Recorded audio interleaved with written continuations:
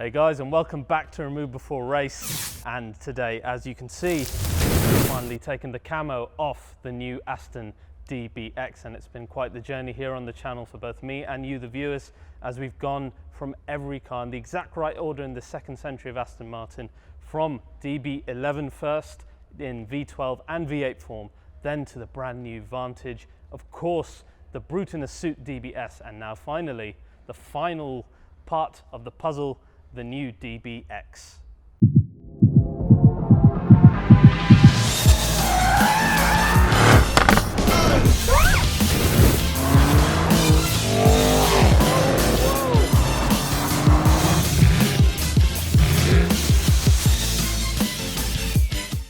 So guys, now of course, as we said, the second century of Aston Martin of course started with their main car, the DB11, the successor to legends like the DB9, and this car really set the basis for the other cars coming forward with a brand new bonded aluminium platform. Then of course it would have a Volante version, and after this came the Hunter, the Vantage, a completely different looking beast, and for the first time a completely different beast in terms of its handling dynamics and the way that it drove. Then of course we had the AMR version of that, and in the future perhaps there will even be a Volante. And then came the brute in a suit, the DBS Superleggera, simply the most desirable Aston Martin ever, with that brutish V12 inside the car, and of course a Volante version as well. But prior to all of this, we were shown a DBX concept back when the second century of Aston Martin was being planned. Now this was a very different looking car, wasn't it? This looked more like DB11 on stilts, what with its two doors and the general shape of the car. But today's car that we're looking at, this new DBX, is very much a different animal. This has been built in the new St Athans plant in Wales, a completely new factory for Aston Martin that I hope we will get to see more of one day. And this car is all about breadth of ability. It's the first five-seater, genuine five-seater Aston Martin, and it's about breadth of ability. Aston Martin say it's an SUV with the soul of a sports car. Now initially, because of the partnership with Daimler, a lot of people assumed that this car would have been based on some kind of Mercedes SUV. But that is just completely wrong. You see, the DBX is actually based on a clean sheet, brand new platform specifically for this car. It's not shared with anything else. And it is a bonded aluminium platform. Where have you heard me say that before? Well, with the DB11 and the Vantage and the other second century of Aston Martin's cars. So this is really a bespoke product that has had a platform built for it from scratch, which is pretty much unheard of in this class. Now, having a clean sheet of design has allowed a lot of freedom for the engineers and designers of Aston Martin with this car. And you're going to see that translate in this video when we talk about the space inside, the design of the exterior, and indeed the technology. So first of all, the car's weight has been limited to 2245 kg. And again, that is because of that clean sheet design. But what's really important for an SUV like this that's trying to have the soul of a sports car is how it deals with that weight and the size of the car. So this DBX has triple volume air suspension, which will allow the car to differ between the types of terrain and the types of driving it's going to have. But it goes beyond that. To be even more sporty, it's got a 48-volt anti-roll system in this car, which allows for 1400 Newton meters of anti-roll force per axle to keep the car as rigid as possible when you're being more dynamic with it. Plus, you can adjust the ride height of the car to go up by 45 millimeters or down by 50 as well. The car also has a single carbon prop shaft, which then links, of course, to the heart of the matter, and that is the Mercedes-AMG sourced 4-litre V8 that I love so much. It is such a great engine, and in the Aston Martin cars we've seen so far has had its own character, and in DBX it is the same. The turbochargers have been upgraded and the power has been increased in this to 542 brake horsepower with 700 Newton meters of torque, giving this car a 0 to 60 of about 4.3 seconds.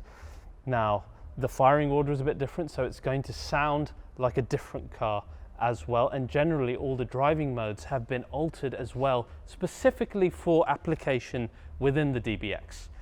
That engine is linked to a 9-speed torque converter, which again has specific application for DBX in the way that it delivers the power in its different driving modes. And of course, then we have the all-wheel drive system in this car. We have an E-diff in the rear with a limited slip differential, and then the torque split is completely variable as well, which will allow, hopefully, for some very dynamic driving. Coming back to the platform of this car, what we have to understand is just how bespoke and tailored it is and what that means. So when the engineers and designers set out to achieve any goal, be it stiffness, be it rigidity, be it the aerodynamic element of this car, or when we just look at the shape of it, how low the front nose is, it could be done in DBX because this platform was made for DBX.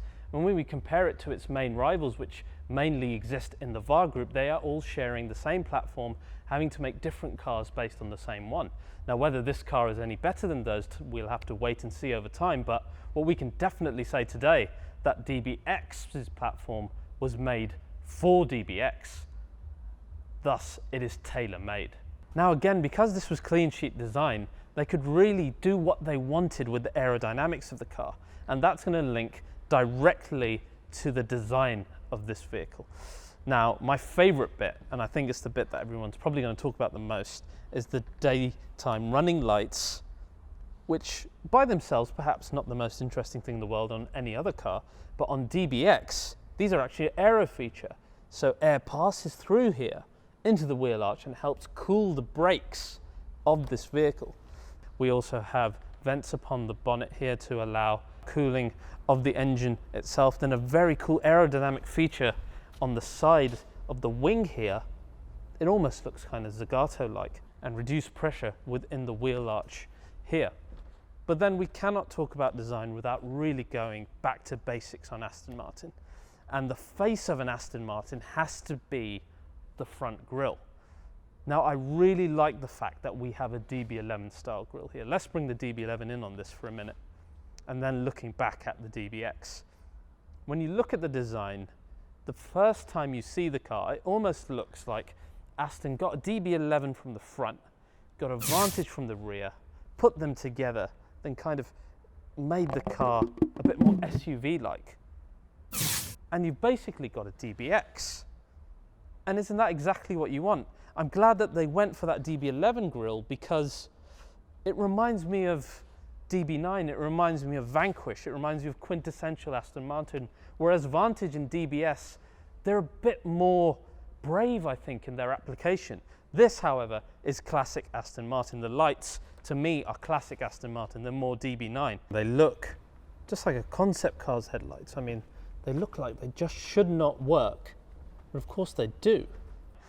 I look at the face of it and I think that's something that James Bond drives, which is exactly what you want to think when you see a new Aston Martin. If you were just to look at the hood in isolation from the top of the car, you would think that you were looking at an Aston Martin GT.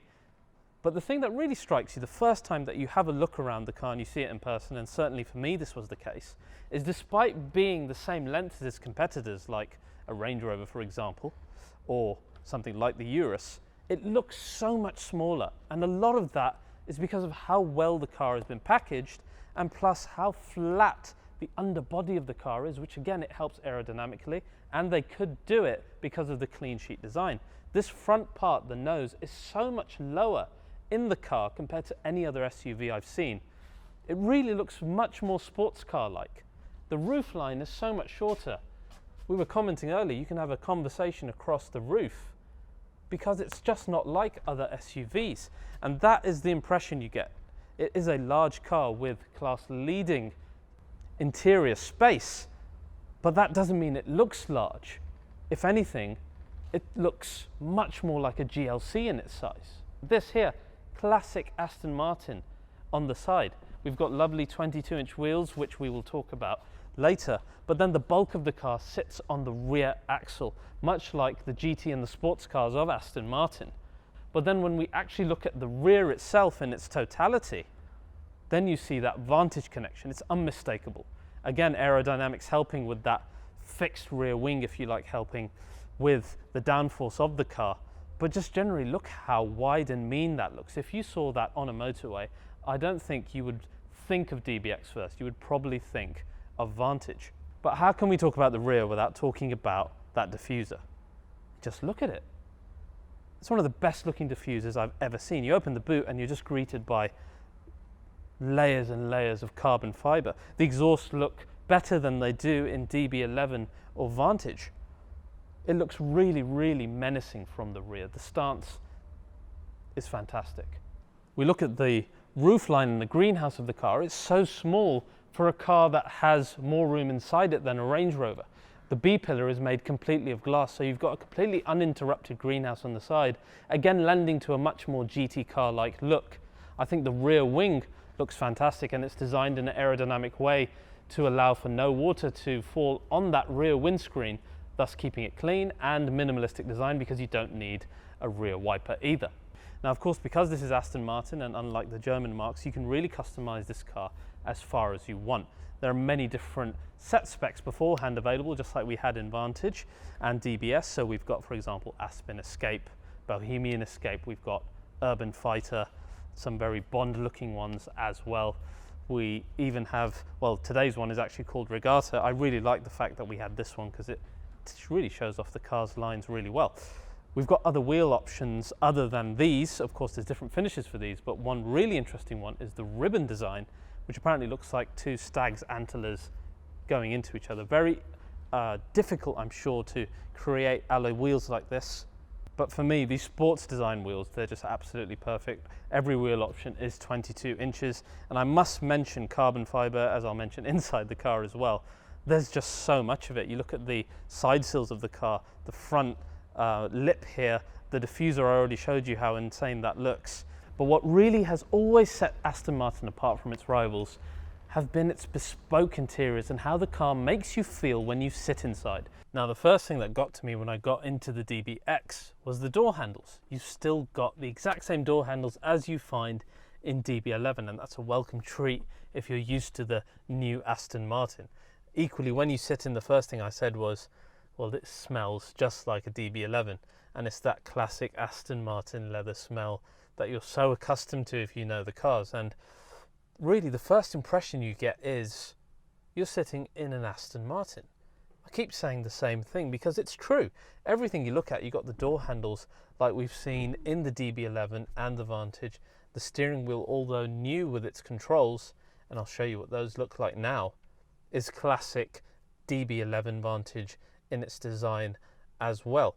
Just the general treatment of the driver zone in terms of its shape, the dashboard shape, the layout of where the engine stop button is, the vents, the very Vantage looking control switches in the center console, even the shapes of the seats, all very, very familiar if you sat in any of the second century Aston Martin cars.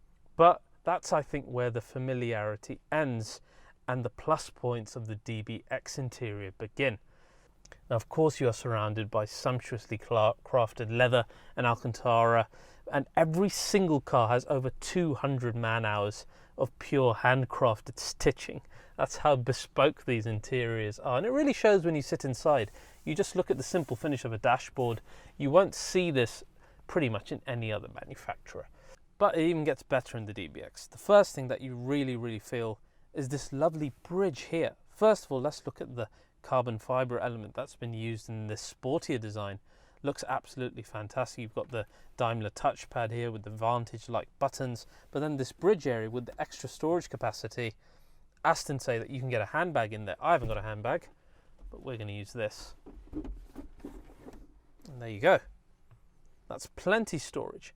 Now, why are we talking about handbags in a press release? It's very unique because Aston have taken into account and done surveys and consultation with potential users of DBX while crafting particularly the interior of this car, because this is the most daily Aston Martin. So they not only had high net worth individuals from various demographics, but also kids came in for the rear, and they've got a specific female advisory board who helped with just, again, the daily ergonomics of the vehicle. Hence, we've got loads of packages that I want to show you, particularly in the boot, and I want to show you those right now. Some ones that I love, for example, are event seating. I mean, check that out. This is surely something to rival what Rolls-Royce have in the Cullinan. You can imagine just rocking up in this and watching, I don't know, the Henley Regatta or something while in the back of your DBX. Then my favorite is the pet package, where when you take your dog for a walk and he gets all muddy, you can just give him a little hose down. Good boy.